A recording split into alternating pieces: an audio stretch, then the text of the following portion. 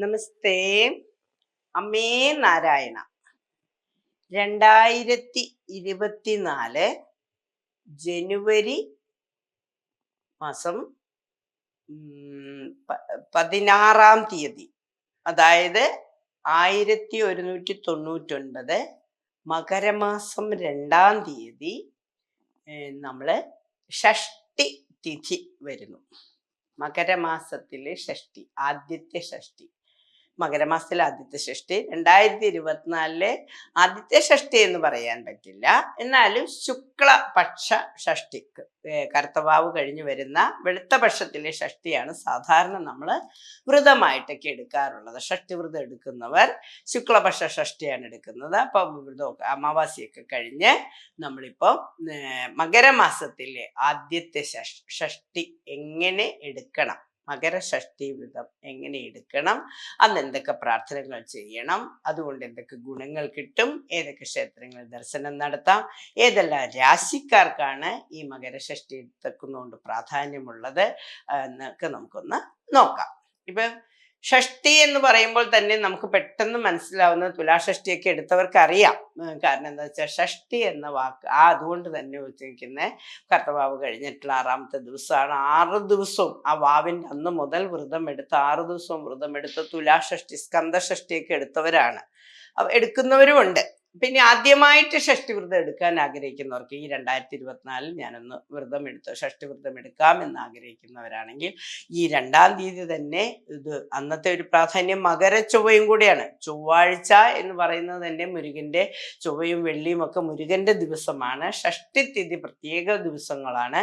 അപ്പൊ അതുകൊണ്ട് ഈ ദിവസം പ്രാർത്ഥന ചെയ്യുമ്പോൾ ഉണ്ടാകുന്ന ഒരു ഗുണഫലങ്ങൾ എന്താണെന്ന് വെച്ച് കഴിഞ്ഞാൽ, സുബ്രഹ്മണ്യ സ്വാമിയെ ഭജിക്കുക എന്ന് പറയുന്നത് വിദ്യക്ക്, അതായത് നമ്മൾക്ക് ഇപ്പൊ മിലിറ്ററി പുള്ളി ദേവസേനാപതിയാണല്ലോ.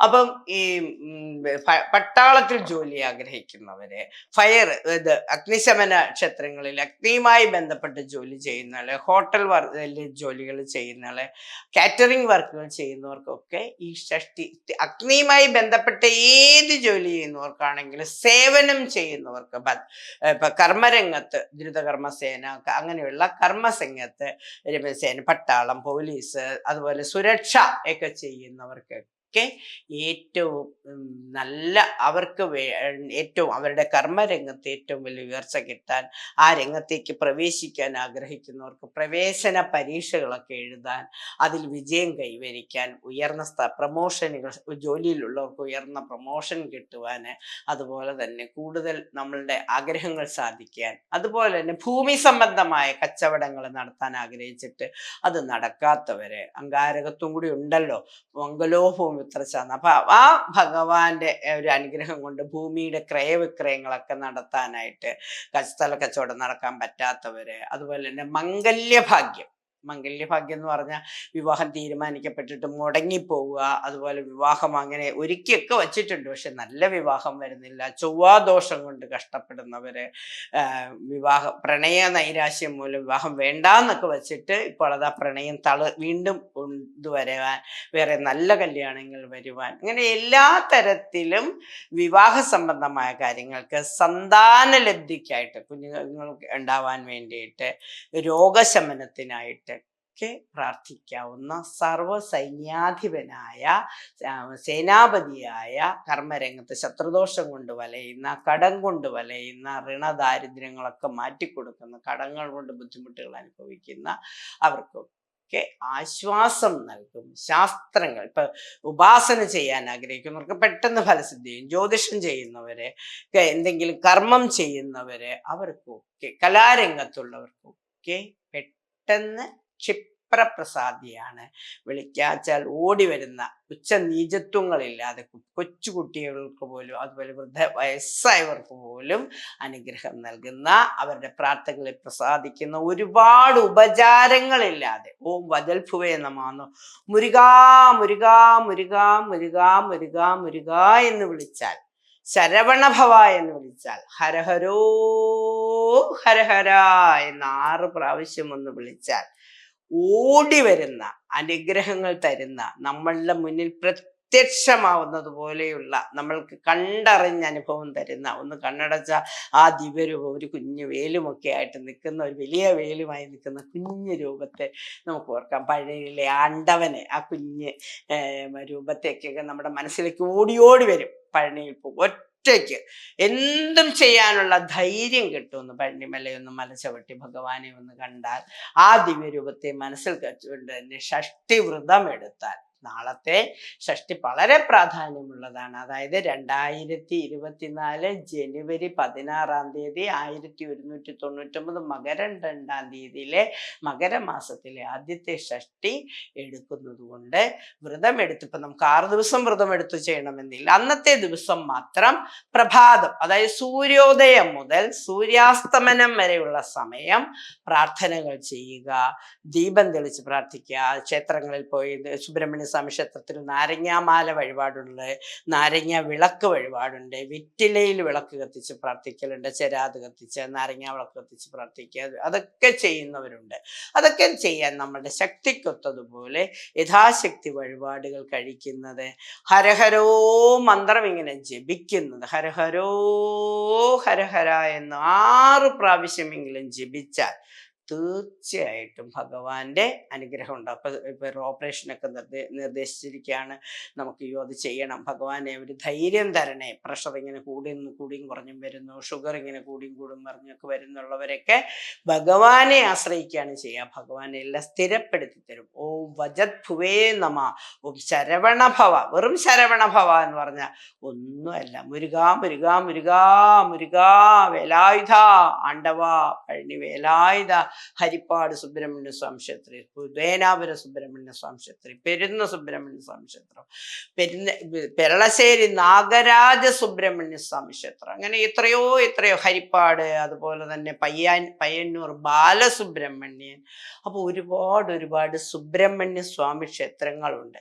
അതിൽ വള്ളി സമേതനായിരിക്കുന്ന ഉദയനാപുര സുബ്രഹ്മണ്യ സ്വാമി ക്ഷേത്രമുണ്ട്, എറണാകുളം ശിവക്ഷേത്രത്തിനടുത്തുള്ള സുബ്രഹ്മണ്യ സ്വാമി ക്ഷേത്രമുണ്ട്, സ്വാമിമലയുണ്ട്. ഭഗവാന്റെ 6 ഭാവങ്ങളുമുള്ള തമിഴ്നാട്ടിലെ ക്ഷേത്രങ്ങളുണ്ട്. അവിടെയൊക്കെ ഏതെങ്കിലും ക്ഷേത്രത്തിൽ അവിടെ അവനവന്റെ പ്രാദേശികമായ ഉള്ള സുബ്രഹ്മണ്യ സ്വാമി ക്ഷേത്രത്തിൽ, ഇനി സുബ്രഹ്മണ്യ സ്വാമി ക്ഷേത്രം തന്നെ വേണമെന്നൊന്നുമില്ല, സുബ്രഹ്മണ്യ സ്വാമി ഉപദേവതയായിരിക്കുന്ന ക്ഷേത്രങ്ങളിൽ പോയിട്ട് ദർശനം നടത്തി, പറ്റുമെങ്കിൽ അവിടുന്ന് നെതിച്ചോറൊക്കെ വാങ്ങി കഴിച്ച് അവിടെ പ്രാർത്ഥിച്ച് ഇരുന്ന് കുറേ സമയം ഭഗവാനെ സ്തുതിക്കുന്നതാണ് ഭഗവാന് ഏറ്റവും ഇഷ്ടം. കീർത്തനങ്ങൾ ജപിക്കുന്നത് ഭഗവാന് ഭയങ്കര ഇഷ്ടമാണ്. കാർത്തികേയ കുമാരനെ പാഹിമാം, മൂർത്തി മുക്കണ്ണ സൂനുവേ പാഹിമാം, കീർത്തിയോടെ ഹരിപ്പാട്ടു വാഴുന്ന ശക്തിവേലായുധേശ്വര പാഹിമാം. അങ്ങനെ നമ്മളിങ്ങനെ വിളിക്കുമ്പോഴേ വരാൻ തയ്യാറായി നിൽക്കുന്ന ഹരഹരോ മന്ത്രത്താൽ ഇങ്ങനെ ഭഗവാനെ ഇങ്ങനെ ഹരഹരോ ഹരഹര ഹരഹരോ ഹരഹര. സാധാരണക്കാരുടെ സ്വാമിയാന്നാ പറയുന്നത്. ആർക്കും സ്വാമിയെ പൂജിക്കാം, ആർക്കും സ്വാമിയെ അടുത്തെത്താൻ പറ്റുന്ന ആ സ്വാമിയെ വിളിച്ച് സുബ്രഹ്മണ്യ സ്വാമി സർവ്വസേനാധിപതിയായ ദേവസേനാധിപതിയായ ഭഗവാനെ വിളിച്ച് പ്രാർത്ഥിച്ച് എല്ലാ തരത്തിലുള്ള കഷ്ടതകളും മാറ്റുക. പ്രത്യേകിച്ചും ചൊവ്വാദോഷമുള്ളവർ, ചൊവ്വയുടെ കഷ്ടതകൾ അനുഭവിക്കുന്നവർ, കണ്ടകശനിയുടെ കഷ്ടങ്ങള്, അതുപോലെ വ്യാഴം മോശമായിട്ടുള്ളവരൊക്കെ മുരുകനെ ഭജിച്ചാൽ എല്ലാം, ശാസ്ത്രം ജാതകം തിരുത്താൻ പോലും അധികാരമുള്ള ഓങ്കാര പൊരുൾ അറിയുന്ന ആ സ്വാമിയെ, ആ ബാലസ്വാമിയെ, ആ സുബ്രഹ്മണ്യ സ്വാമിയെ പ്രാർത്ഥിക്കൂ. നിങ്ങൾക്ക് എല്ലാ നന്മകളും ഭഗവാൻ തരും. നാളത്തെ ദിവസം അല്ലെങ്കിൽ ഈ ചൊവ്വാഴ്ച ആയതുകൊണ്ട് കൂടുതൽ ഫലമുണ്ട്. അന്ന് ഭദ്രയുടെ ദിവസവുമാണ്. മുരുകനെയും ഭദ്രയെയും ഒരുമിച്ച് പ്രാർത്ഥിക്കുമ്പോൾ ഭദ്രകാളിയുടെ ദിവസമാണ്, മകര ചൊവ്വയാണ്. അപ്പം അന്നേ ദിവസം സുബ്രഹ്മണ്യ സ്വാമി ക്ഷേത്രത്തിലും ഭദ്രക്ഷേത്രത്തിലും പോയി ഭഗവാന് കൂട്ടുമാലയാണ് ഇഷ്ടം. ഇങ്ങനെ ഒരുപാട് മാല, ഇങ്ങനെ പൂക്കൾ, ഇങ്ങനെ എല്ലാ പൂക്കളും കിട്ടുന്ന എല്ലാ പൂക്കളും ചേർത്തൊരു മാല ചേർത്ത് കൂട്ടുമാല ചാർത്തുക. ത്രിമധുരം നേദിക്കുക, പഞ്ചാമൃത വഴിപാട് കഴിക്കുക, പഞ്ചാമൃതം നേദിക്കുക, ത്രിമധുരം നേദിക്കുക. ചില ക്ഷേത്രങ്ങളിൽ ഓലൻ വഴിപാടുണ്ട്. ഉദയനാപുര ക്ഷേത്രത്തിലൊക്കെ ഒരു സ്ഥലക്കച്ചവടമൊക്കെ നടത്താൻ വേണ്ടിയിട്ട് ചെന്നിട്ട് ഓലൻ നിവേദ്യം കഴിക്കാമെന്ന് പ്രാർത്ഥിച്ചാൽ ഒരുപാട് പേർക്ക് ഫലം കിട്ടിയിട്ടുണ്ട്. ഓലൻ നിവേദിക്കാം, ത്രിമധുരം നിവേദിക്കാം. അപ്പൊ നാളെ ഇതൊക്കെ വേണമെങ്കിൽ ഒരു ത്രിമധുരം, ഒരു കദളിപ്പഴമോ ഒരു ഞാലിപ്പൂവമ്പഴമോ അല്ലെങ്കിൽ പൂവമ്പഴമോ മുറിച്ചിട്ട് അതിലൊരു ഇത്തിരി ശർക്കരയും ഇത്തിരി പഞ്ചസാരയും വയ്ക്കാം, അല്ലെങ്കിൽ തേനും ശർക്കരയും വയ്ക്കാം, തേനും പഞ്ചസാരയും വയ്ക്കാം, ഒരു തുള്ളി നെയ്യും കൂടെ ഒഴിച്ചിട്ട് നമ്മുടെ വീട്ടിൽ വിളക്ക് കത്തിച്ച് വെച്ചിട്ട് രാവിലെ മുതൽ പ്രഭാതം മുതൽ അസ്തമനം വരെ കിടാവിളക്കായി ഒരു വിളക്ക് കത്തിച്ച് വെച്ച് നമ്മൾ അതിൻ്റെ അടുത്തൊരു നാരങ്ങയും വെച്ച് പ്രാർത്ഥിച്ചാൽ ഒരുപാട് ഫലം കിട്ടും. ആ നാരങ്ങ നമ്മൾ സൂക്ഷിച്ച് വയ്ക്കുക.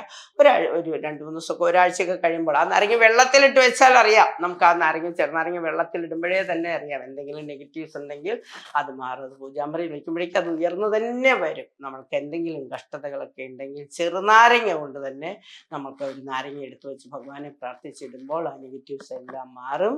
അപ്പൊ അതിനുള്ള സാധ്യതകൾ നമുക്ക് ഒരുപാടുണ്ട്. അപ്പൊ തീർച്ചയായിട്ടും വീട്ടിൽ വിളക്ക് കത്തിച്ച് പ്രാർത്ഥിക്കുന്നതോടൊപ്പം തന്നെ കിടാവിളക്ക് പോലെ രാവിലെ ഉദയം മുതൽ അസ്തമനം വരെ നമുക്ക് പറ്റുന്ന സമയത്തൊക്കെ പ്രാർത്ഥനകൾ ചെയ്തുകൊണ്ട് ആ ദീപം അസ്തമനത്തിന് ശേഷം നമ്മുടെ ദീപാരാധനയ്ക്ക് ശേഷം ഇതാക്കുക. ഏതെങ്കിലും ഒരു നിവേദ്യം വൈകുന്നേരം നമ്മൾ സാധാരണ വിളക്ക് കൊളുത്തുന്ന സമയത്ത് വിളക്ക് കൊളുത്തി ഒരു ത്രിമധുരം വെച്ചിട്ട് പ്രാർത്ഥിക്കാം. വേണമെങ്കിൽ സുബ്രഹ്മണ്യ സ്വാമിക്ക് വേണ്ടി ഒരു വേല് വാങ്ങിച്ച് ഭഗവാന്റെ അടുത്ത് വയ്ക്കാം. കുട്ടികൾ പഠിക്കുന്ന പുസ്തകത്തിൽ 50 രൂപ കൊടുത്താൽ കിട്ടുന്നുണ്ട്. വേല് വാങ്ങി അതിന് പനിനീര് കൊണ്ടൊക്കെ അഭിഷേകം ചെയ്ത് ഭഗവാന്റെ സാന്നിധ്യമാണ്. വേല് ആയുധമാക്കി വെച്ചവനാണ് വേലായുധൻ. അപ്പൊ ഭഗവാന്റെ ആ ആയുധത്തെ പൂജിച്ചാൽ പോലും ഭഗവാന്റെ സാന്നിധ്യം ഉണ്ടാകുമെന്നാണ് വിശ്വാസം. ഭഗവാന്റെ വാഹനമായ മയിലിന് ഭക്ഷണം കൊടുക്കുക. ക്ഷേത്രങ്ങളിൽ മയിലുണ്ടാവും, അപ്പൊ അതിന് ഭക്ഷണം കൊടുക്കുക. അതൊക്കെ ചെയ്യുമ്പോൾ തന്നെ നമുക്ക് ഒരുപാട് സന്തോഷങ്ങൾ തരും. തീർച്ചയായിട്ടും എല്ലാ സന്തോഷങ്ങളും അനുഭവിക്കാൻ ഈ ഷഷ്ടി നാളിൽ, അത് മകരത്തിലെ ആദ്യത്തെ ഷഷ്ടി നാൾ, ഭഗവാന്റെയും അമ്മയുടെയും അനുഗ്രഹം ഉണ്ടായി, സമസ്ത ദേവതകളുടെയും അനുഗ്രഹം ഉണ്ടാവട്ടെ. എല്ലാ ആഗ്രഹിക്കുന്ന കാര്യങ്ങളെല്ലാം സാധിച്ചു തരട്ടെ. ചൊവ്വാദോഷമുണ്ടെങ്കിൽ എന്തൊക്കെ നമുക്കുണ്ടോ അതെല്ലാം നടത്തി തരാൻ കഴിവുള്ള ആ ശക്തിയെ പ്രാർത്ഥിക്കൂ. എല്ലാ അനുഗ്രഹങ്ങളും നേടൂ. നന്ദി, നമസ്കാരം.